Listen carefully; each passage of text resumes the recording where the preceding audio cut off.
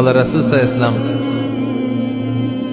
কোন একটা মজলিসে একজন আনসারী সাহাবীর ব্যাপারে ঘোষণা দিল, বলল এখন যে সাহাবী এসে বসবে সে সাহাবী জান্নাতি।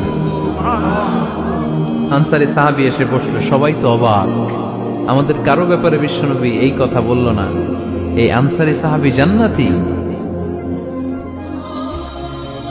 আবার কয়েকদিন পরে আরেকটা মজলিসে বিশ্বনবী আবার ঘোষণা দিলেন, এই মুহূর্তে এমন একজন সাহাবী এসে এইখানে বসবে, এই সাহাবীটা জান্নাতি।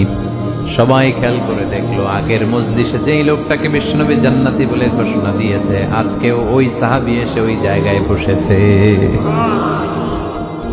তৃতীয় দিন আবার বিশ্বনবী বললেন, এখন একজন সাহাবী এখানে এসে বসবে, সে জান্নাতি। সবাই খেয়াল করে দেখলো, ওই সাহাবীটাই আবার এসে বসেছে। সবাই অবাক, কি আজীব, কি আছে এই সাহাবীর মধ্যে, যে সাহাবীর ব্যাপারে খুব বিশ্বনবী তিনবার ঘোষণা দিলেন যে সে জান্নাতি। সবচেয়ে বেশি অবাক হয়েছিলেন সাইয়েদনা আব্দুল্লাহ ইবনে আমর ইবনে আস। মনে মনে ভাবলেন, এটা তো চারটেখানে কোনো কথা না, বিশ্বনবীর অ্যানাউন্সমেন্ট। দুনিয়ার বুকে বিশ্বনবী তিনবার এই আনসারী সাহাবীকে জান্নাতি বলে ঘোষণা দিয়েছে, নিশ্চয়ই এই সাহাবীর এমন বিশেষ কোন আমল আছে, এমন বিশেষত্ব আছে যেটা আমাদের মধ্যে নাই। যেমন করেই হোক এই সাহাবীর ভেতরের সব খবর আমার জানতে হবে। সাইয়েদনা আব্দুল্লাহ ইবনে আমর ইবনে আস একবার পরিকল্পনা করে ওই সাহাবীর বাড়িতে চলে গেলেন, যে বললেন, ভাই আমার আব্বার সাথে কয়েকদিন ধরে ঝগড়া, আমার ঘরে থাকতে মন চাচ্ছে না, তোমার বাসায় মেহমান হয়ে এসেছি, যদি তুমি অনুমতি দাও তোমার বাড়িতে 3 দিন মেহমান হয়ে আমি থাকতে চাই। কয়দিন? শুনতেছেন, বুঝতেছেন? কষ্ট হচ্ছে না তো? ওই আনসারী সাহাবী বলে, আহলান ওয়া সাহলান, খোশ আমদেদ, এ আমার সৌভাগ্য, আমার মেহমান হয়ে আপনি থাকবেন, আসেন আমার ঘরে থাকেন, এই ঘরে আমি থাকি, আর এই ঘরটা মেহমান হিসেবে আপনারে দিয়ে দিলাম, থাকেন। এবার আব্দুল্লাহ ইবনে আমর ইবনে আস খুব ভালোভাবে ফলো করতে লাগলেন, কখন এই আনসারী সাহাবী কি করে। 1 দিন, 2 দিন, 3 দিন পর্যন্ত ফলো করার পরে সাইয়েদনা আব্দুল্লাহ ইবনে আমর ইবনে আস এমন কোন বিশেষ আমল এই সাহাবীর মধ্যে খুঁজে পায় নাই। 3 দিন গভীরভাবে পর্যবেক্ষণ, অবজারভেশনের পরে বিশেষ কোনো আমল ওনার চোখে পড়ে নাই। এবার 3 দিন পরে তো চলে যাবার পালা, ঠিক কিনা? এবার তিনি সোজা সাপটা আনসারী সাহাবীর কাছে যে ভিতরের কথা খুলে বলে ফেললেন, বললেন, ও ভাই, আসলে আমার বাবার সাথে এমন বড় কোনো ঝগড়া আমার হয় নাই, যে কারণে বাড়ি থেকে বের হয়ে তোমার মেহমান আমার হওয়া লাগবে, আমি বিশেষ এক উদ্দেশ্যে এসেছি। কি উদ্দেশ্য?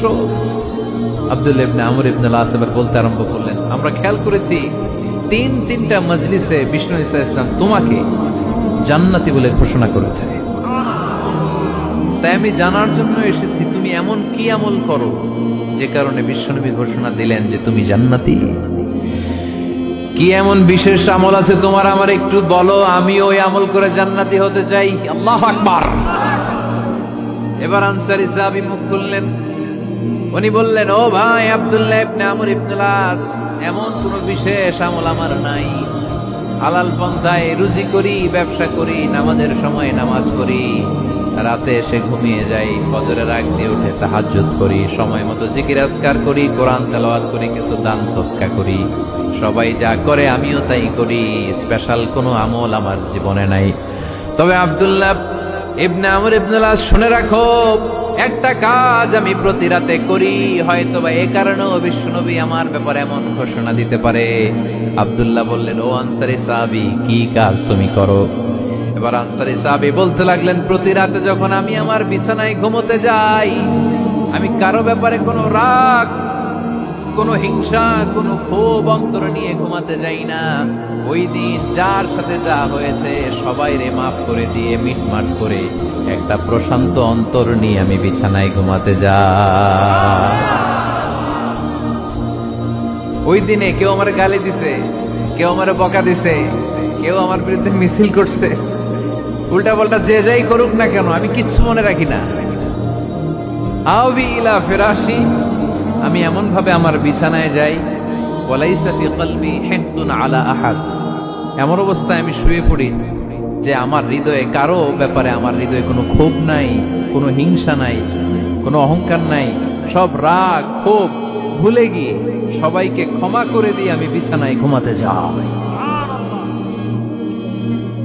এজন্য বিশ্বনবী এই সাহাবীকে তিনটা মজলিসের ভরা মজলিসের মধ্যে জান্নাতি বলে ঘোষণা করেছে।